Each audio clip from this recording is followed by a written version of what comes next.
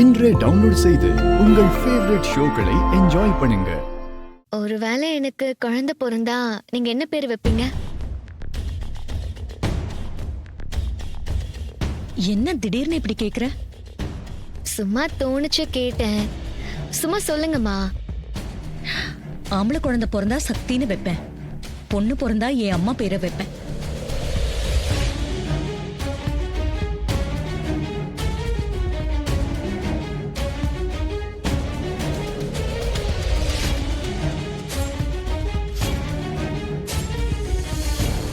ரேவதி, பேரெல்லாம் ரெடியா இருக்கு. நீ பாப்பாவை மட்டும் ரெடி பண்ணு. சும்மா தூள் கலப்பிடலாம். மாப்பிள, நீ கொஞ்சம் சும்மா இருங்க. அம்மா, நீ ரொம்ப டயர்டா இருக்க, போய் ரெஸ்ட் எடுத்துக்கோ. மாப்பிள, கூட்டிட்டு போங்க.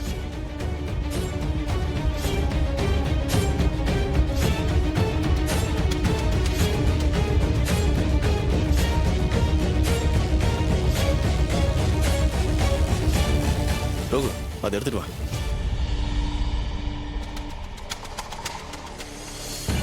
உன் அம்மா கிட்ட ஏன் அப்படி கேட்ட? குழந்தை பிறந்தா என்ன பேர் வைக்கிறதுன்னு கேக்குற.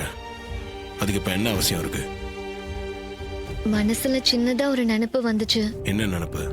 கும்பாபிஷேகம் முடிஞ்சதும் நீ உண்மைய சொல்லிடுவ. அம்மாக்கு கோவம் வந்து துர்காவை அனுப்புன மாதிரி என்னையும் வீட்டை விட்டு அனுப்பிட்டா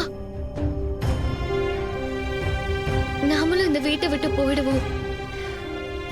அதனாலதான் இப்பவே அம்மா என்ன பேர் வைப்பாங்கன்னு கேட்டு தெரிஞ்சுக்கிட்டேன்.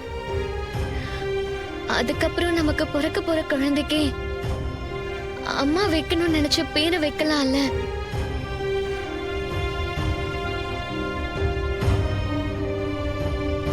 அம்மா ஏன் கூட இல்லாட்டியும் அவங்க பேரனுக்கோ பேத்திக்கோ அவங்க வச்ச பேரு சொல்லி கூப்பிடுற சந்தோஷம் கிடைக்கும் இல்லையா? நீ பயப்படுற மாதிரில எதுவும் நடக்காது. உன் அம்மா என்னைக்கும் உன்னை வெறுக்க மாட்டாங்க. எல்லாம் நல்லதாவே நடக்கும். தைரியமா இரு.